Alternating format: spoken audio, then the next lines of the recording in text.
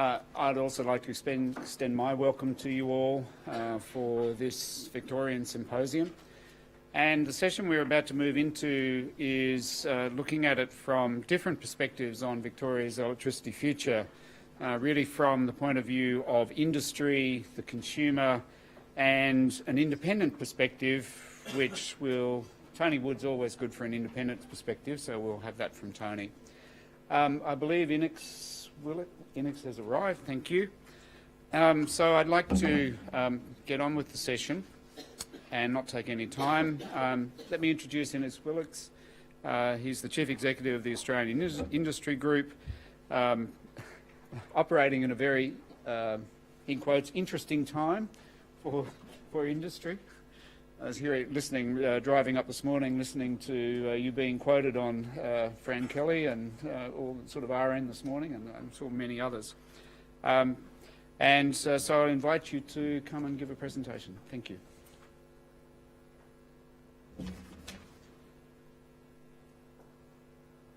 Thanks, Bruce, and thanks everyone for being here. I hope you had a good morning so far. And there's never a better time to talk about energy and electricity than now. And today's my birthday, and what else would I be wanting to do but talk about energy and electricity? And I got up this morning, my phone rang at 6:05 for the first media call. My wife said, "There goes breakfast, sweetheart." So we'll make up for it later. Look, I think I've got about 10 minutes or so, and then we'll have a panel discussion. So let me just give you some industry perspectives on what is really the issue du jour when it comes to industry development, industry investment, industry pricing and costing across the country. And Victoria is at the centrepiece of that. Let's see if this works. There it is. It's good. Okay. Let's have a look at just what I'll quickly try to cover off for you as you see there. Look, we represent many sorts of businesses. So we represent manufacturing, what you might call old manufacturing, if you want to call it that, and new manufacturing, advanced manufacturing. We represent energy, some energy suppliers. We represent a lot of energy users. We represent companies in the mining sphere, in the horticulture, agribusiness sphere. So we're right across the board. Look, what I have to say is what overwhelmingly when I talk to members of our CEOs, those who handle energy, etc., what they care most about for the most part is electricity outcomes, not inputs. It's outcomes, which is what is important to them. Most of them, to be quite honest, are pretty agnostic when it comes to the energy mix, whether it be coal, gas, variable renewables, energy storage and the like. What business wants is to know that it has affordable, reliable energy and electricity supply. That's the bottom line. What they are keen to know about is that the low cost of energy meets their competitiveness needs. And what I mean by that is, what are they paying for energy vis-a-vis their competitor down the street, and what are they paying compared to their competitor internationally? That is what is front of mind of those. For trade-exposed industries, the notion of affordability on its own is not just enough, because they obviously, being trade-exposed, can't pass on costs in the way that others might be able to into the market. So we need to be globally competitive, and Victoria, being an energy hub that it is, really should be front and centre of meeting the needs of industry and of households, and quite frankly, as of now, Victoria is not meeting that. This chart looks at how far Victorian wholesale electricity prices have surged. You'll see, quite frankly, significant rises and more rises projected ahead. I have to say Victoria is not alone in this. The rest of Eastern Australia is facing a similar situation. What we've seen is old coal plants close and a bump in previously declining demand. And the tighter market that we have now is much more reliant and dependent on gas-fired generators, and in turn the price of gas has skyrocketed. We are now paying within Australia well over twice what the ACCC believes we should be paying. They have a range of between $6 to $8 a gigajoule. Businesses averaging it out at the moment at about $16 a gigajoule. That is then flowing through and impacting also on electricity prices. And coupled with that, the market has struggled to digest the growth in gas exports. We have a gas export market contracted of about 1,400 gigajoules. We have a domestic market of between 650 and 700 gigajoules. So the export market is about 2/3 the size. What the futures market is saying is that wholesale electricity prices will dip over the next few years, but will continue to rise in the very short term. And that's as new capacity is built to meet the renewable energy target that we have for 2020. But even if those prices that are outlined in this chart are attained, going forward we'll still be well above historic benchmarks, and we have further coal plant closures coming, for the gas plant closures projected and mooted, and we don't have any national policy framework to take us beyond 2020 as far as the renewable energy target is concerned. What does that do? What we're starting to see already is investment in renewables is starting to tail off as the certainty beyond 2020 starts to evaporate. This slide shows the AEMO, Energy Market Operators' latest projections for unserved energy. That's a nice euphemism for blackouts, and over the next few years. What this clearly shows is that according to AEMO, Victoria and South Australia have enormous problems to confront this summer and next, particularly if elevated temperatures drive high demand. Look, we've had a range of urgent measures taken by generators so far this leading up to summer. We may get through, we may not. That's the situation we find ourselves in. We may or may not get through. But beyond this summer, we can see a new and a growing risk emerging of unserved energy, which is driven by retirements of energy generation in New South Wales in particular, and a lack of efficiently located new capacity. So basically the bottom line of this is that new investment in electricity capacity is desperately needed. But we're not going to get that investment without clear and credible policy direction around energy policy and around climate policy, and that's what industry is calling for at the moment. This slide depicts AI Group analysis of the net present value to an investor of several different types of power plant under different policy scenarios. The plants are all of a scale to replace the energy from Liddell in New South Wales, currently slated for closure in 2022, part of the ongoing political discussion at the moment. Please don't focus on comparing technologies, whether it's wind or solar or coal, and whether they're the best. That's not the point. This chart also doesn't include a value on carbon emissions nor a cost on firming variable renewables. But look instead at the range of outcomes within each technological investment, and that's what we're trying to do here. They're radically different depending on the policy that applies to the electricity sector. And what we consider here is continued policy uncertainty with no carbon value, but how high power prices driven by a lack of investment. We look at a moderate clean energy target as modelled for the Finkel review, with suppressed wholesale electricity prices and a reward for emission below benchmark. We look at a more aggressive clean energy target with a bigger reward and more deeply suppressed wholesale prices. And we look at two scenarios for clean energy targets where a generator is built too early to qualify for support under the scheme, say if there's a gap between the RET and a future clean energy target, and some plants get met in between to meet demand. And finally, we look at an aggressive carbon pricing scheme directed at Australia's part in the global 2 degrees reduction scenario. So under these scenarios we look at, a new coal-fired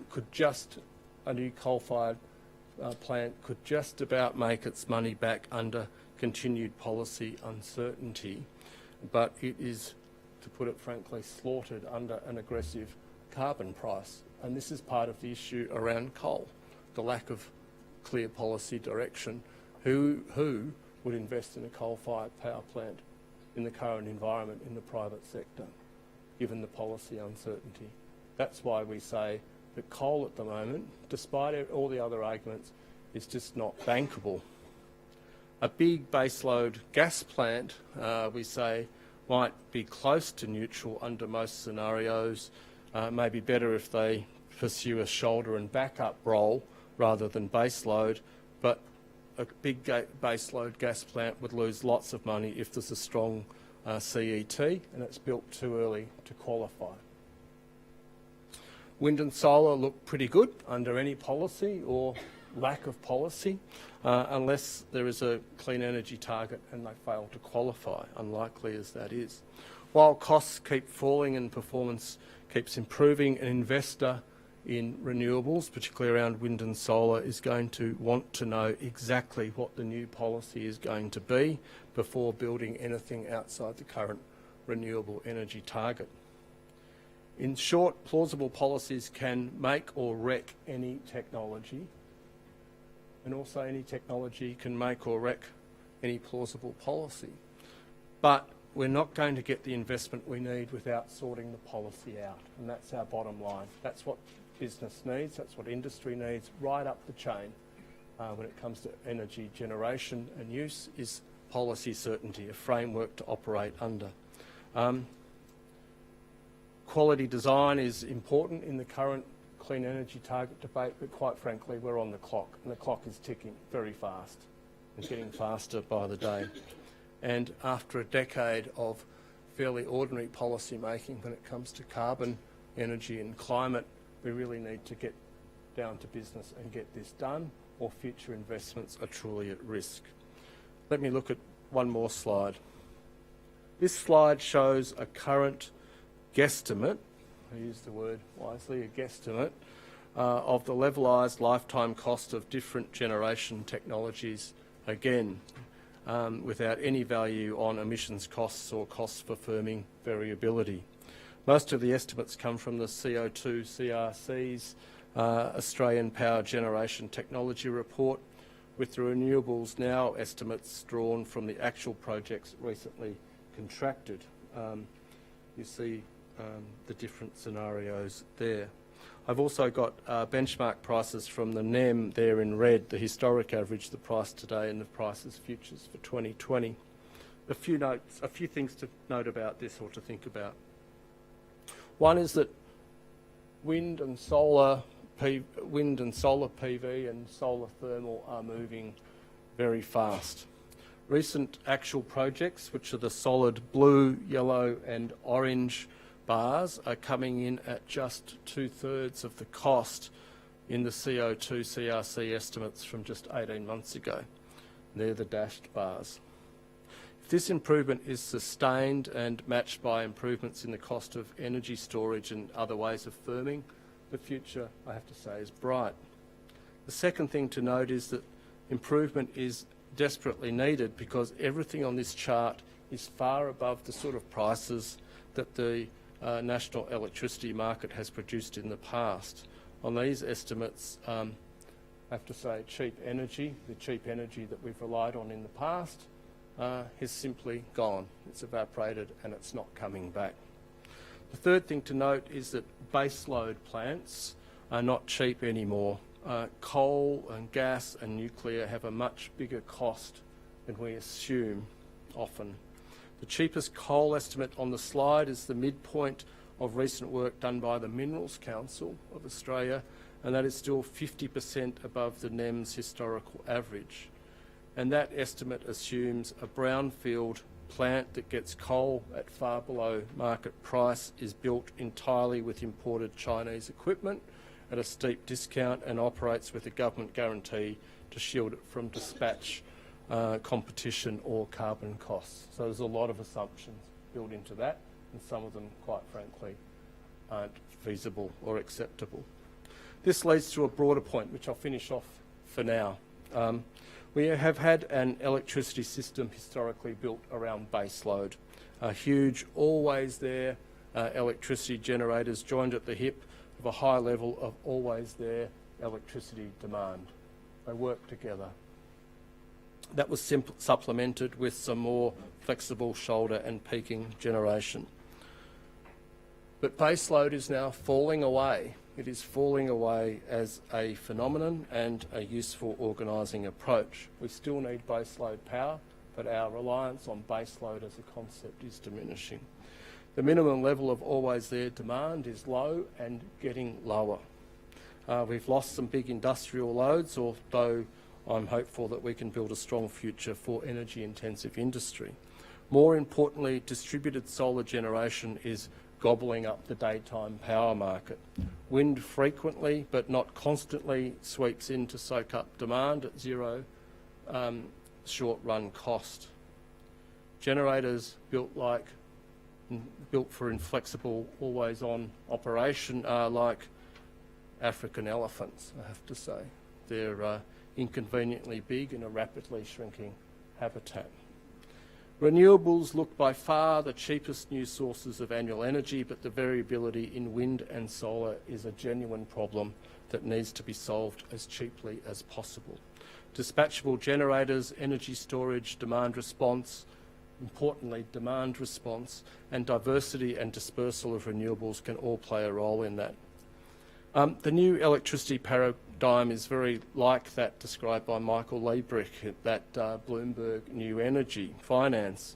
From always there base load and peaking on top, we're going to base cost renewables that are cheap but not dispatchable at need, and flexible capacity that is more expensive that comes in whenever needed to fill holes or to meet peaks. The future opportunity for new or existing coal and gas and maybe even nuclear, may I say it, is probably going to be as flexible, dispatchable and premium priced. That's what the future looks like. There'll be a lot of competition for that role if wind and solar keep getting cheaper but remain non-dispatchable. To conclude from my starting point, from an energy user's point of view, from industry's point of view, whether the future is base cost renewables or base load coal is a problem for energy suppliers. What industry wants is an outcome on reliability, on competitive costs, and on us meeting our international obligations, whatever they may be, on emissions. Victoria can be the centre of that, but there's a lot of work to be done, and at the moment we're probably either in the trough or at the peak, in the trough of our problems or at the peak of our problems. And as I showed in that first slide, there's probably no quick fix to the issues that we face or that we need to address, but we need to get on with fixing them very quickly, or else future investment, future jobs, future reliability of industry and of national industries that are vital to national security are going to be at stake. I'm happy to answer any questions in the panel session. Thanks.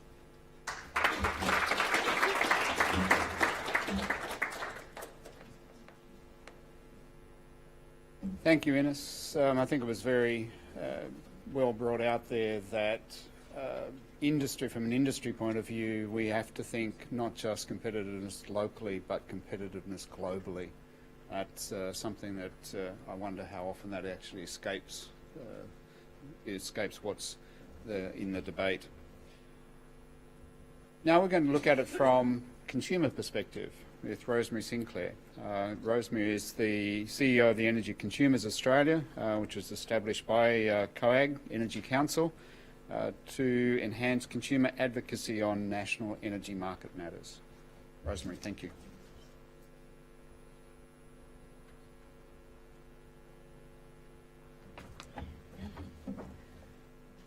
Thanks very much for the opportunity to share a consumer perspective with you all on the important topics that we're discussing in today's forum. Great. I'm going to whip through just a range of different things. Each of these could be a long discussion in and of itself. I just want to share with you the perspective that we bring when we're thinking and more recently talking about the consumer perspective on this sector. So I want to look at what consumers are telling us through some research we're doing. Where to from now? There's a range of what we call the now initiatives, and then there's a range of, very importantly, next initiatives. And then thirdly, the focus on that important topic around energy efficiency or demand response in the technical sense to energy management, really at the household and small business level. Our objective is this: it's essentially the core policy construct for the whole sector. But I just wanted to call it out because we really do focus on this business of promoting the long-term interests of consumers with regard to price, quality, safety, reliability and security of supply of energy services.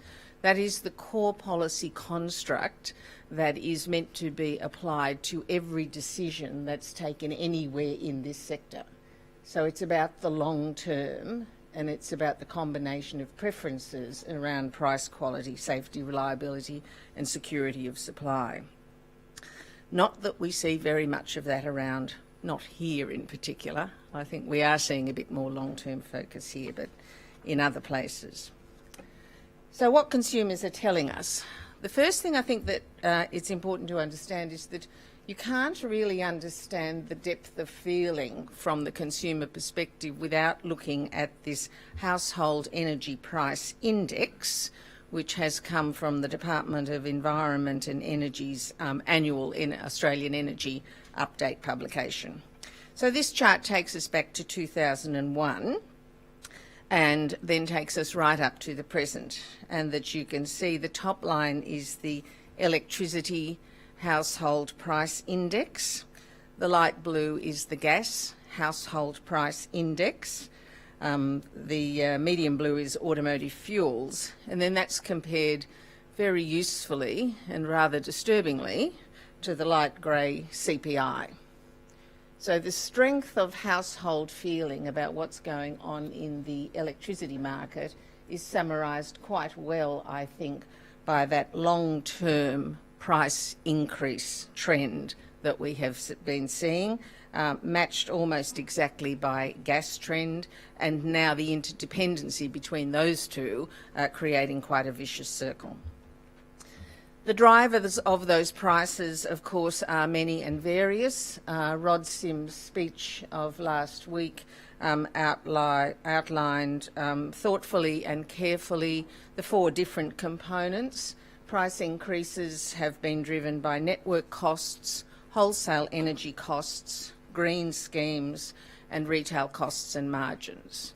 And there'll be a lot more work to be done unpacking each of those elements in that report when it is handed to the Treasurer. But that provides a really interesting bookend from our point of view to the work that the Finkel Review team did. And in those combination of work, we think that there are the policy levers on how to deal with the situation. Just a little bit of colour and movement from consumers. We have a number of consumers now who just ring our office to share their views on what's going on, and this is just a little sample of it. Leslie at Gladstone is the one that's captured our attention at the moment as she sits and watches the LNG ships leaving the port. She's in regional Queensland, of course, so there's no competition, and what she's looking at is price increases. So consumers are out and about thinking about the complexity that we are wrestling with, but through the lens of a very long period of price increases and the difficulties that they are facing in their household budget. The recurring themes are prices are too high and it's not clear why they're going up. The market's too complicated and it's difficult to make choices. I'm not sure whether I'm on a good deal or not. I'm really worried about getting another big bill without any kind of explanation, particularly when my own income is not moving at the same rate. And everybody is concerned about inadequate support for low-income and vulnerable consumers, particularly people with health issues. We do a survey every 6 months, Energy Consumer Sentiment Survey. What the survey is telling us, 2,500 households and small businesses all across Australia, is that when they think about the electricity sector in particular, by comparison to other sectors, they are not seeing value for money from this sector. And it's very interesting to now find that Rod Sims agrees with them. There's also, and this is very, very worrying, a lack of confidence that this market overall, so industry, government, regulators and the like, is actually working for the consumers.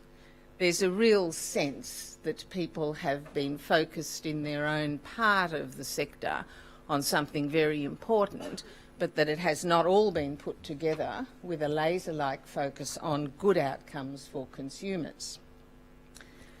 So in response to that price graph that I put up earlier, what we find now is consumers, where they are able to, A, with income levels, and B, in housing circumstances where they have control over their rooftop, they're taking action.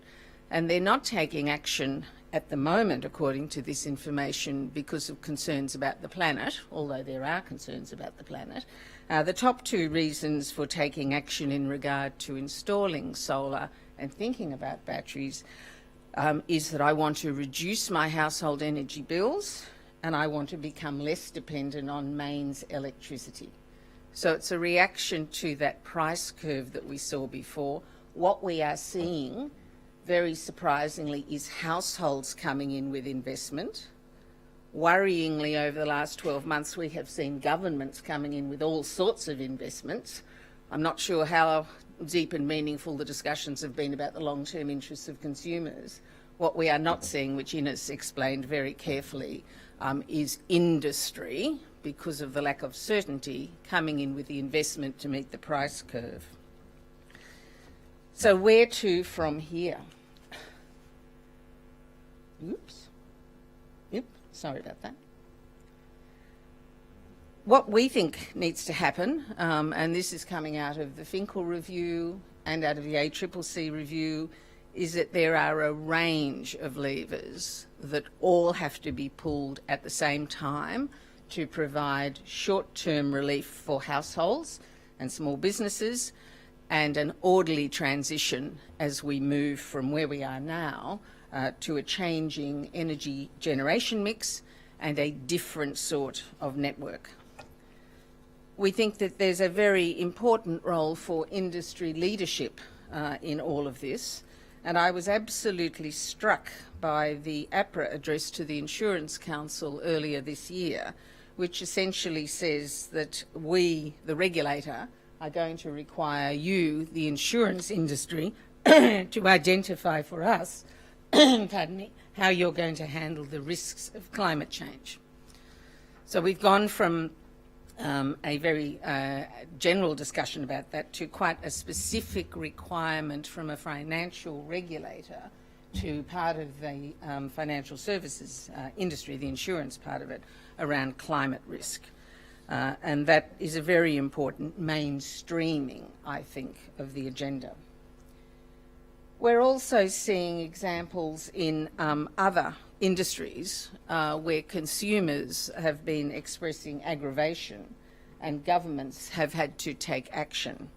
And just in the last day or so, we have action by the Commonwealth Bank, which is going to change the banking sector for the better in terms of consumer outcomes. And we are really looking for that kind of leadership from energy sector leaders. There's a real focus on making that sector consumer-centric, providing platforms, data, access to enable much easier choices and better outcomes. There is, of course, work underway already in terms of changing the culture and the governance of the sector, and some of it we're involved with, QR codes, with the Australian Energy Regulator.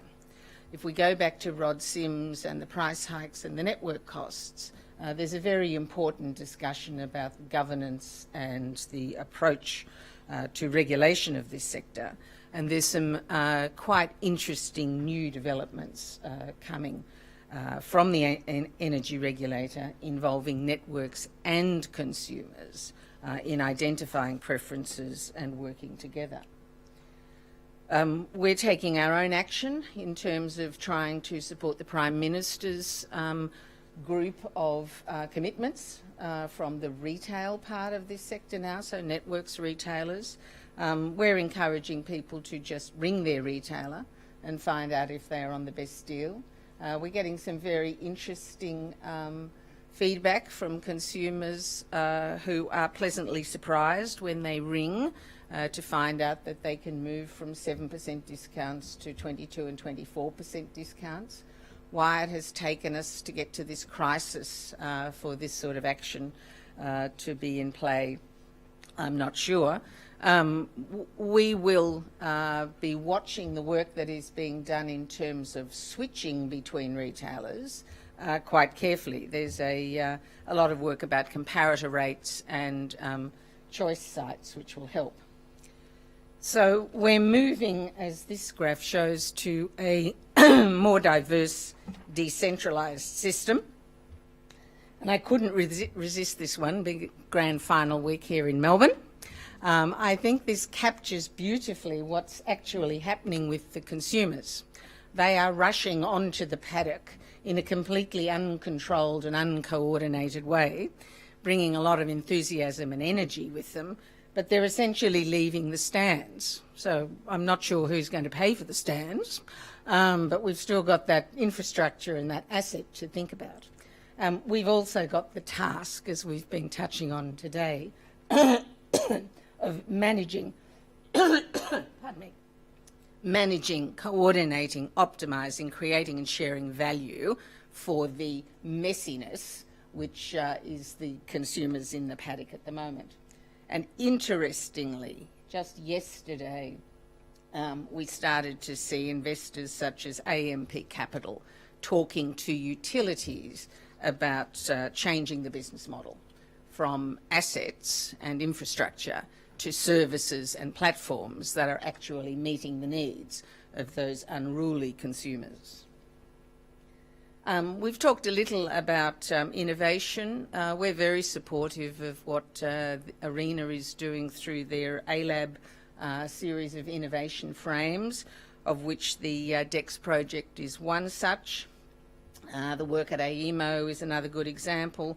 There's some interesting work in Queensland dealing with consumers and their air conditioners.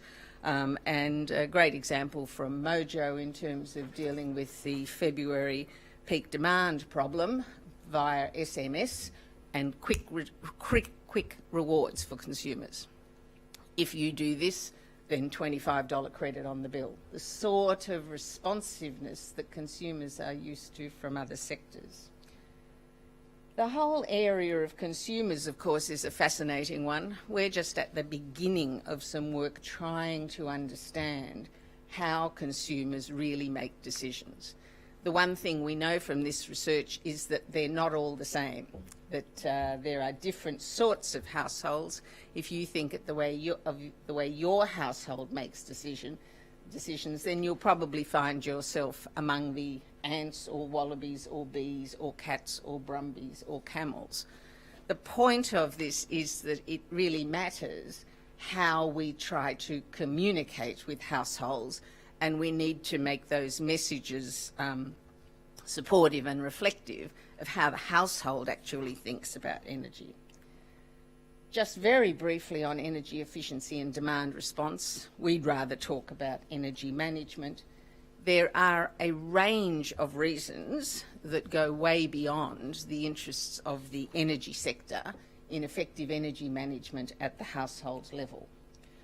We've been doing some work, Aisel Allen did this work for us, looking at a series of projects, low-income energy efficiency projects, in terms of what households learned, what behaviours they changed, what sorts of tools support them, high touch, visits, information, so on, high tech, digital platforms and the like.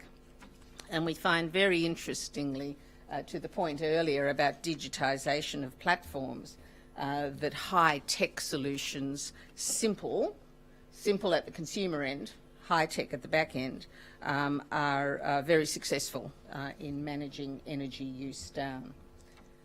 So my three takeaways are these.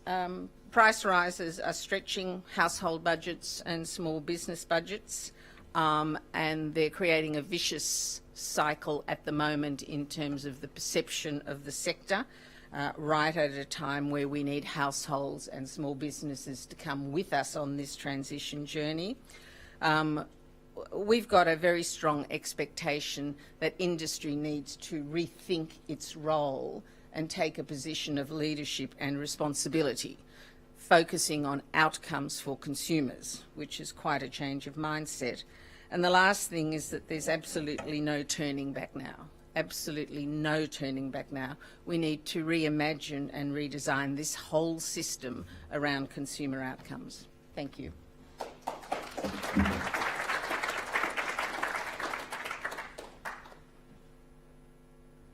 Thank you, Rosemary.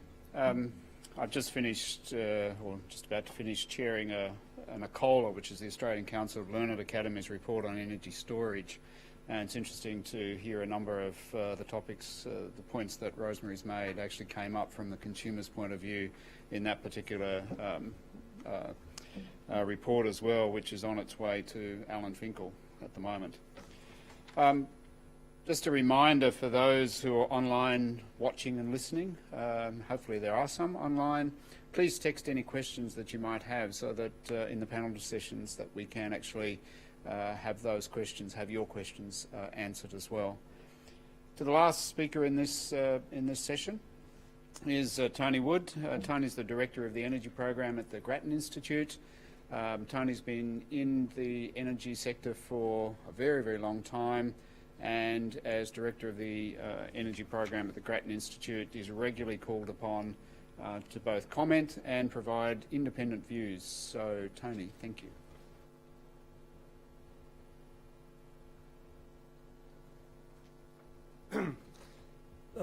Thanks, Bruce. I always have to premise my statements on these sort of sessions by saying that I assume that everybody here is not from another planet and therefore is aware that energy policy has been a hot topic. And from the point of view of a policy institute like Grattan, it's just a gift that keeps on giving.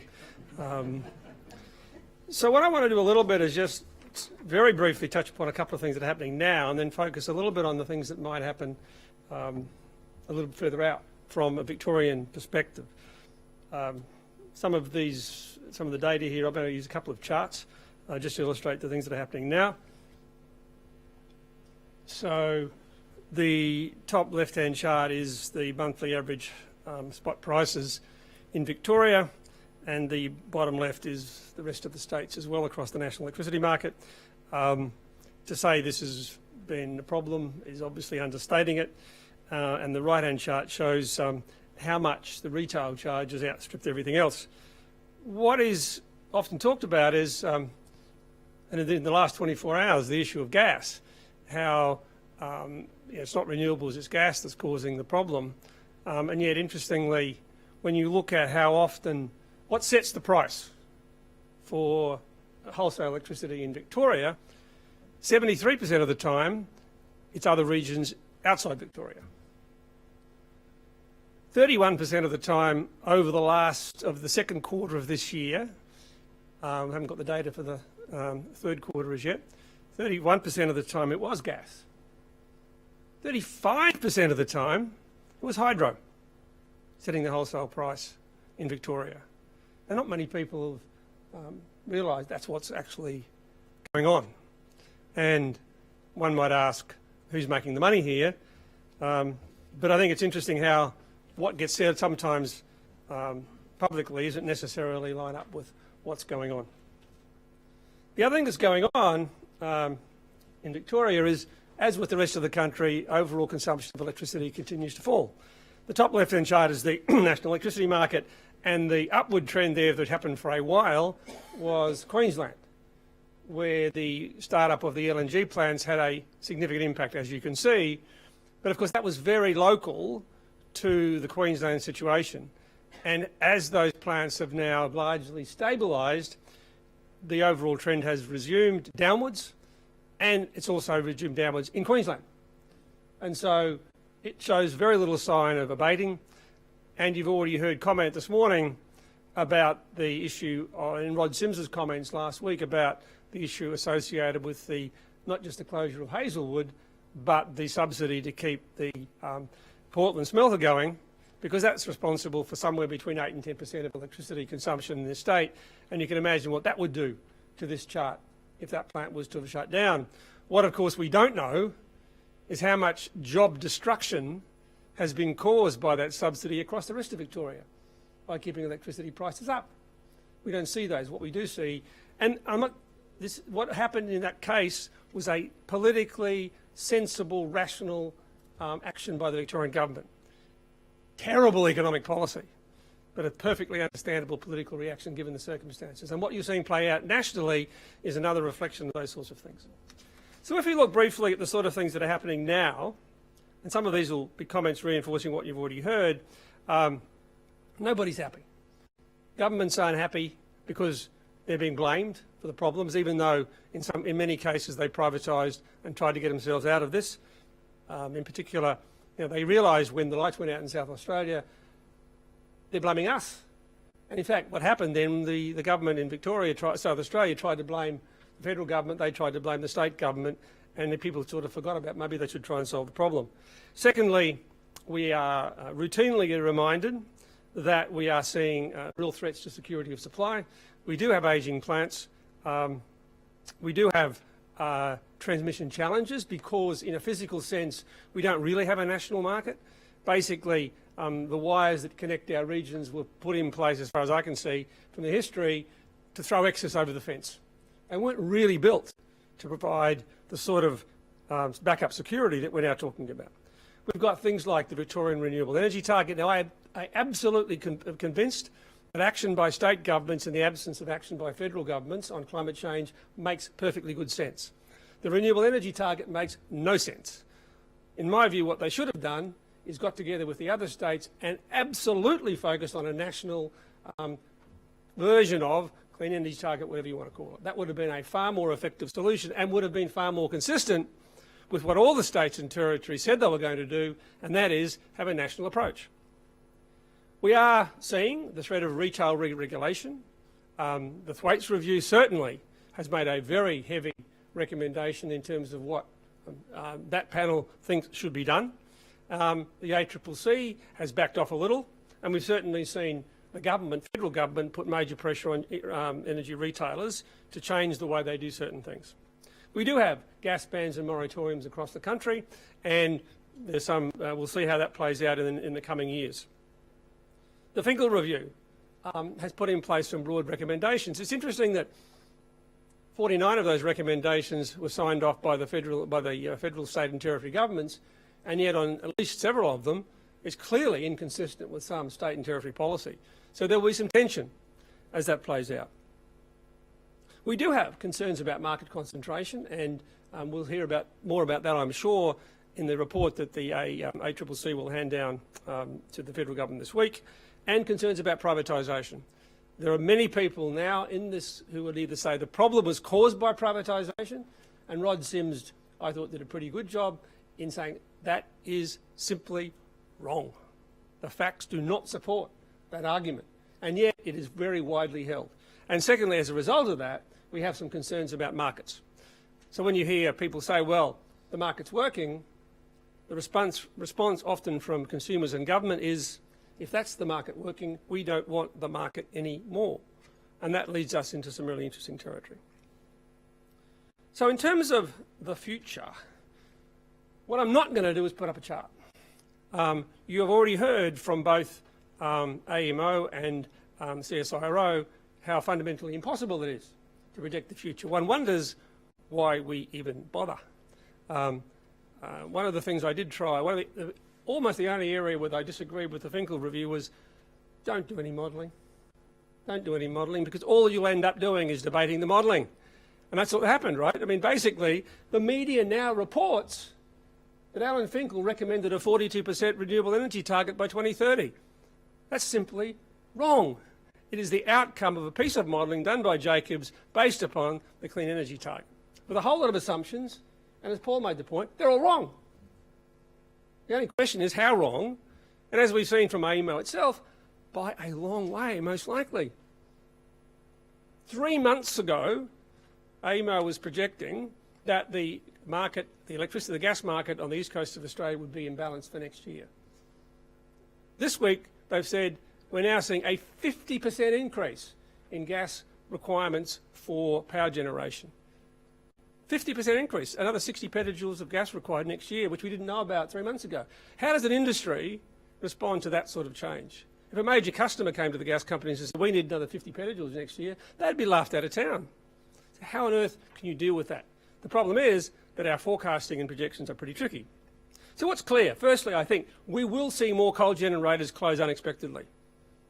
Now, it's almost saying, well, I expect them to close unexpectedly. I'm not quite sure how to make that sentence, but you know, that will happen. That's the problem with this stuff. Nobody, everyone knew that Hazelwood would shut down. The issue was most people had said it would shut down a little while out yet. Certainly the employees at Hazelwood had been told it wasn't going to shut down until after 2020. And secondly, when it did, it would shut down in stages. That's not what happened. So you cannot be comfortable with these projections. I think BREP will be legislated, and will most likely, if we don't see a sensible response from Canberra, we'll see more of those at a state and territory level. What's reasonably likely? Well, you've seen some of the numbers from Paul. I think those numbers are probably okay. I mean, you know, $80 to $100 a megawatt hour. There are people who will tell you now that the trend is downwards, that we'll see wholesale prices down $55, $60 a megawatt hour. And there are those who will say when you take into account what Paul described as the firming cost of the backup, they'll be higher. Problem is, nobody knows. Because nobody in the world has ever tried to do what we're talking about. Everybody's battling with exactly the same version of the problem. Now, we talk about countries that have got high levels of renewables, but they've also got high levels of transmission to countries that aren't very far away, and they've got a lot of extra alternatives, such as very large hydro or very large nuclear. And so we have our own particular version of this problem. The question of intrastate transmission, I think, is really interesting. I think it will be an important challenge. It was certainly put on the table by Finkel. It's been ignored in the modelling that's been done so far around VRAT, as far as I can see. And in Queensland, it will also be a big issue if we start to connect a whole lot of more remote renewables to our system. There are things that are speculatively plausible. I think it's likely, well, this is not a prediction or a forecast, that the lead scientists will conclude and recommend to the government in Victoria that we should consider lifting the moratorium on conventional gas. Whether we can extend that to lifting the moratorium on conventional technologies to extract gas is a different question. I think we could easily see very significant high prices and outages if we have a couple of concurrent problems next summer. If we see that, we'll certainly see government intervention. When you look at gas and storage being quite critical, gas prices are problematic because they're not going to come down to $3 and $4 a gigajoule anytime soon, although we are hearing prices back under $10 a gigajoule now. Well, that means that storage is important. Right now, the problem with storage is that Victoria doesn't actually figure all that much, and the pumped hydro is the big one. Battery storage isn't really going to solve the problem. I don't think. Batteries are extremely good at balancing. They're not so good at medium to longer term storage. You would need to spend something like $25 billion based upon Elon Musk's current battery to back up, to meet Victoria's peak demand. $25 billion. And then I think there are other things that the technologies of this stuff are difficult to project. But I mean, it wouldn't be, or it's very plausible in my view, that we will be challenged by the economics and the financing of storage. And what that will lead to, inevitably, is a conversation about CCS, small modular nuclear reactors, and once again, maybe geothermal energy, which was, of course, the great hope for technology of the last 10 or 15 years, but never actually got very far. It's also, I think, given some of those uncertainties around what might happen in relation to the next couple of summers, that we do see more and more trends towards government intervention and the potential for renationalisation, I think that would be a very bad outcome. But if industry doesn't prove that it can deliver the right outcome, then governments will have no choice but to take their own action. Thank you.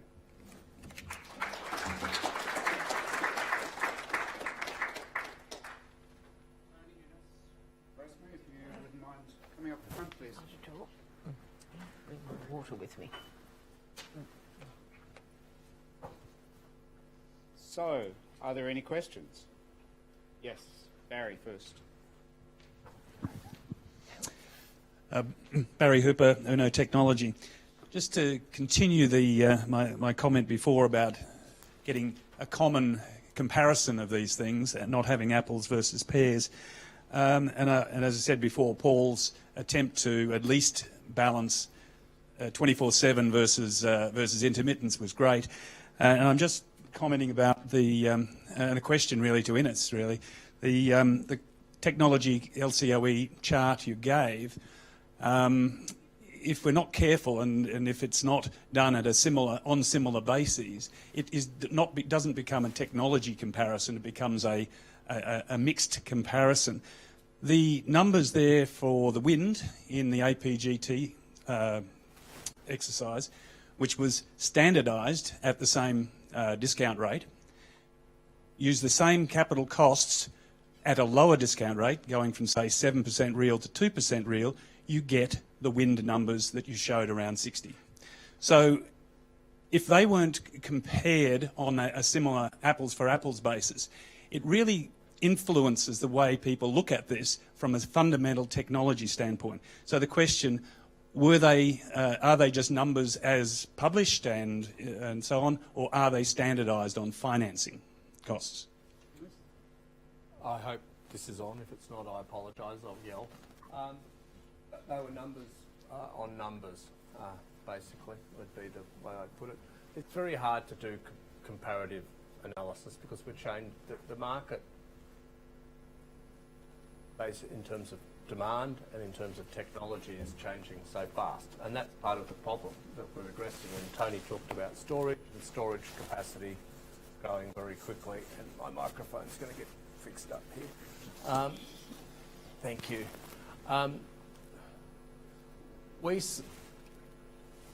Move it up. How's that? Look, we're seeing, I think as I tried to lay out there, we're seeing rapid falls in prices around wind and solar, PV and thermal, which are making it more attractive. What's intriguing us is this discussion that's going on, and it's up for discussion around the point I tried to make around base load and the notions of base load going forward. Do we need that big block of guaranteed power that we had before, or can we move to more intermittent sources of electricity generation that pick up the slack? And that's where wind and solar play a key part. And I think this is a debate that's really just emerging because coal and gas, but coal historically has been the source of that base load power that we've just taken for granted. So is our market changing? Are we looking, and then are we looking at other things like energy efficiency measures coming in? When I'm talking to CEOs now about energy, a lot of their focus in the short term is about all they can do now is really try to protect themselves through greater energy efficiency measures, and they're all the usual things that you would think would be involved in that equation. So how does that then input into the renewables? So I think the debate is changing, and that's why, I like Tony's quote, don't bother predicting the future. Sadly, we do have to try to make some predictions of the future to make investment choices, but that the equation is moving so fast. So on your question around wind, it's really just putting it out there.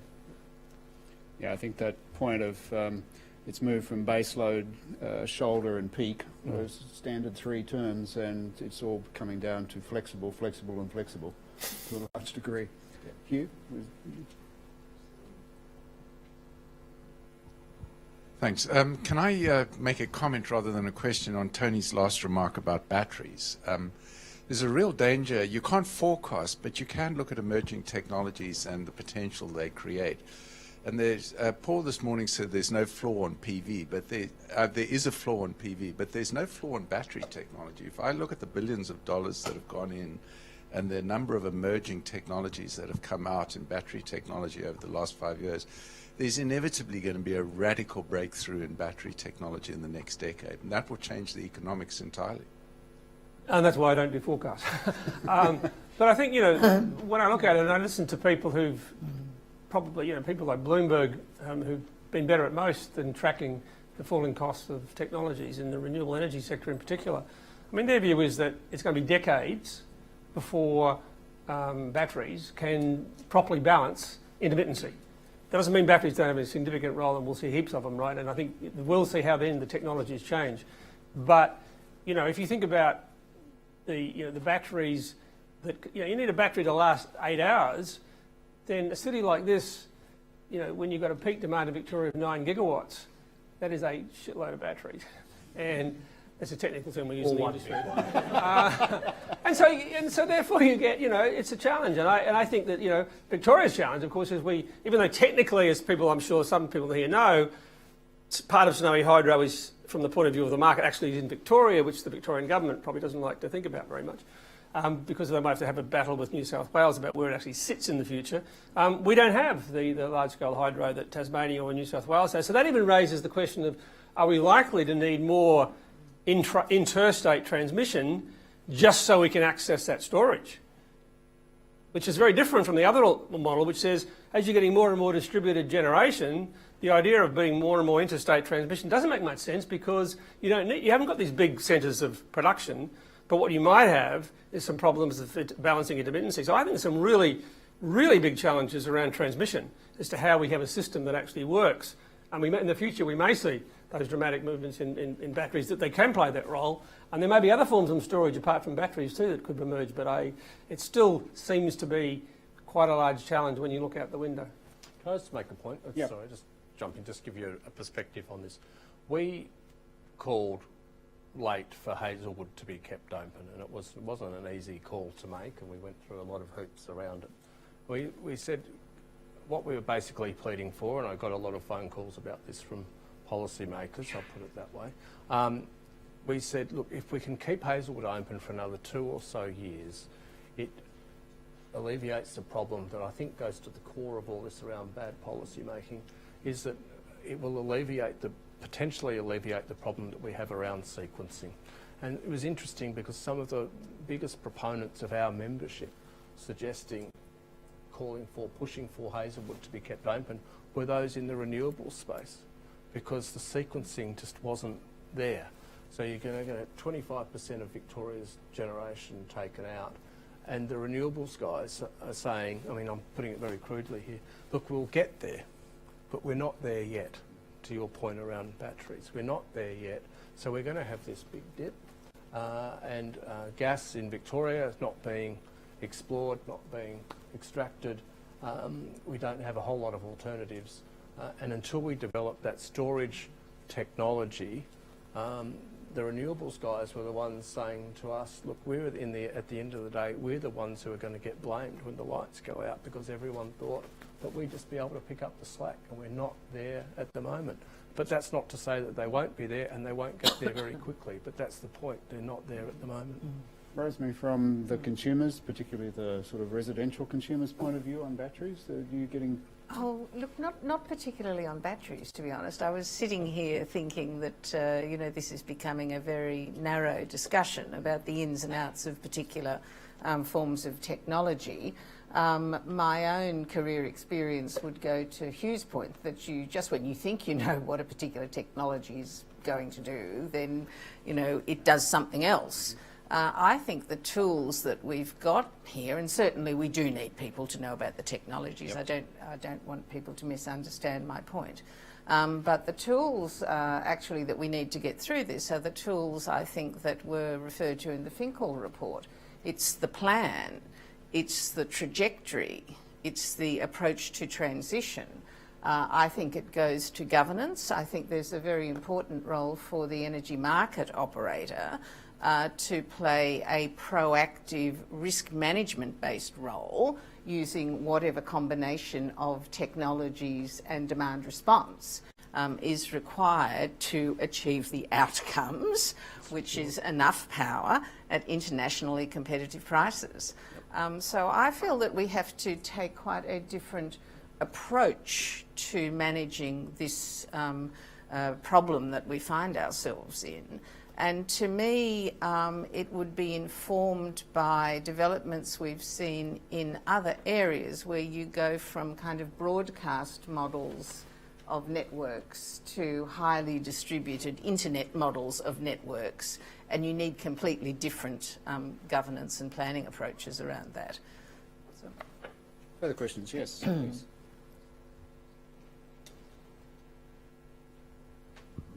Thank you. It's Adam Carey from The Age here. Just on the looming gas shortage and its impact on price, I'd be interested in your views on some of the Victorian government's recent moves on these areas, one of which has been to look at potentially re-regulating with retailers, and the other is to have dug in its heels on its moratorium on gas and said, no, this really isn't the problem. There are other factors at play here. I'm just curious to know what you make of their current moves. Maybe Tony first. Yeah, look, I think the trick with a lot of the energy debate at the moment is if you've got an opinion and you want to find a piece of information to back that up, you'll find one someplace, and they could be quite opposite. Pieces of opinion. And so I was even asked to do a fact checker the other day for the ABC, and it was discussing is coal cheaper than renewables or whatever. I said, this isn't a fact checker, this is an opinion checker. And we're not dealing with the facts anymore.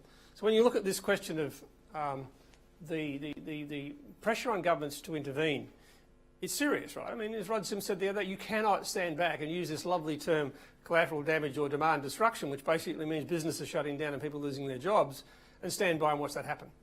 And that's where I think the industry, the energy industry hasn't understood, or if it has understood, it hasn't dealt with the consequences of what that looks like.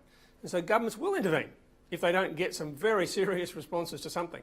And that's one of the reasons why I think the Prime Minister's talked up. I mean, the numbers he mentioned yesterday were the most extreme version of the potential gas shortages that AEMO was talking about. It wasn't even the middle of it, it was the most extreme. Now, why would he do that? Well, quite simply, because if things go better than that, he can claim the credit. See, it didn't turn out to be so bad after all.